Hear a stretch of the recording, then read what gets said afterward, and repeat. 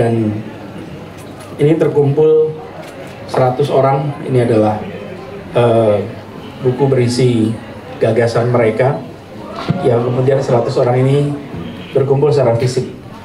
Tadi disebutkan oleh Mas Widi, jumlah orang yang membawa ide banyak sekali. Dan saya yakin bila diperpanjang waktunya, akan lebih banyak lagi yang akan ikut. Jadi ini adalah kumpulan gagasan untuk perubahan anak muda Indonesia. Ini yang kemudian kita ingin agar mereka mulai memikirkan lebih jauh. Dan harapannya ini nanti bisa dikerjakan dan memberikan manfaat untuk semua. Baik lewat jalur pemerintahan maupun lewat jalur non-pemerintahan. Lalu selama mereka di sini, mereka dibekali dengan materi-materi untuk bisa membuat ide itu jadi kenyataan, supaya ide itu tidak berhenti menjadi ide saja yang direkam, tapi ide yang dilaksanakan.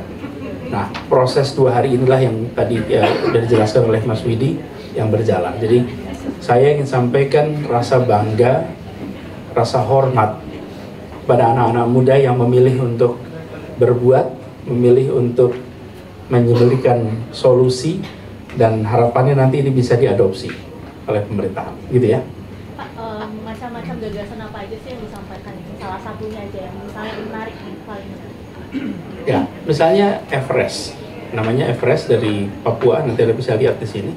Gagasannya tentang bagaimana supaya kondisi petani perikanan itu bisa meningkat kesejahteraannya, sektor perikanan bisa diperbaiki. Lalu tadi sampaikan Ramli misalnya dari daerah Nunukan, bagaimana di sana mereka perekonomiannya bisa lebih terintegrasi dengan Indonesia. Lalu ada yang terobosan tentang huruf Braille. Jadi macam-macam sekali variasinya. Dan yang membuat kita semua salut adalah tidak harus berada di dalam pemerintahan untuk punya ide. Anak umur 17 tahun tadi, SMA, kelas 12. Kemudian yang tadi punya ide tentang Braille itu umur 18 tahun, namanya Ade dari Jawa Timur. Jadi kita ketemu stok anak-anak muda yang membuat kita ini optimis bahwa Indonesia masih punya stok anak muda idealis, punya ide dan mempercayai ide dan bekerja untuk melaksanakan ini. Pak, ini kan ada banyak sekali aspirasi dari anak muda nih Pak. Apalagi sekarang ada 34 yang begitu dari semua kota ada di Indonesia. Apakah nanti ini menjadikan panduan Bapak untuk kedepannya untuk jelang Pilpres? Apakah ini juga cara Bapak untuk mendapatkan suara anak muda nih Pak? Kalau misalnya kita tahu kan Pilpres kan paling banyak dari suara anak muda nih Pak. Ya.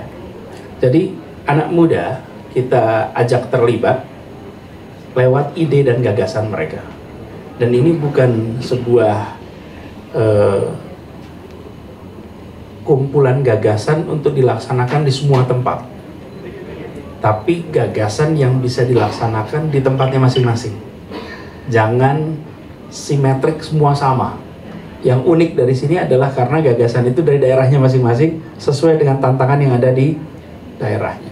Tapi saya ingin memberikan kepada semua pesan bahwa gotong royong, yang bahasa sekarang namanya kolaborasi, itu adalah DNA kita bangsa Indonesia. Dan ini adalah gotong royongnya generasi Z, generasi millennials. Karena di sini ada millennials, ada Z. Ini gotong royongnya mereka dengan bawa ide. Nah, ini yang nanti akan selalu kita pegang ke depan, bahwa bukan saja lewat orang-orang di dalam pemerintahan, tapi justru orang-orang di luar pemerintahan yang bisa membawa gagasan, ide, terobosan. Saya ingin berikan ilustrasi yang dimiliki oleh negara, seperti ketika saya bertugas di Pemprov. 1, kewenangan. 2, sumber daya. Yang dimiliki di luar pemerintahan adalah kreasi, inovasi, pengalaman, jaringan. Itu ketika dikombinasikan, itu menjadi kombinasi yang powerful untuk membawa pembaharuan. Gitu ya? Mas Anies, tadi kan ada salah satu peserta yang sangat antusias soal kedatangan Mas Anies ke Kalimantan begitu. Ini berarti safari selanjutnya Mas Anies akan ke Kalimantan? Ya, semuanya nanti. Bertahap.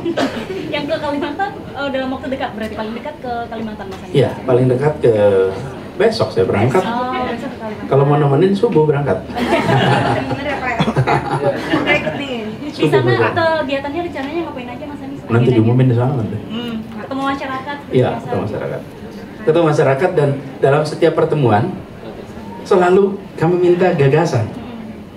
Jadi bukan hanya datang menyampaikan gagasan, tapi datang mendengarkan gagasan.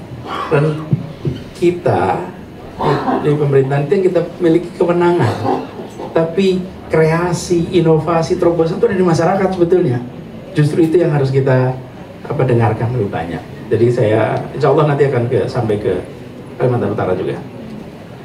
Cukup ya? Setelah ini apa ada bawa ide dari Sidua atau cuma ini aja? Insya Allah akan ada, dan ini akan jadi tradisi baik untuk terus menggalang setiap gagasan sama ide dari anak-anak muda. Kalau bisa kita terapkan di setiap provinsi akan lebih baik. Aku Thomas dari Bubaran.com. Kan tadi udah sempat disinggung terkait anak muda dan safari politik buat 2024 ya Pak. Aku mau tanya Pak, ini kan udah makin dekat waktunya, kapan deklarasi bersama 3 parpol?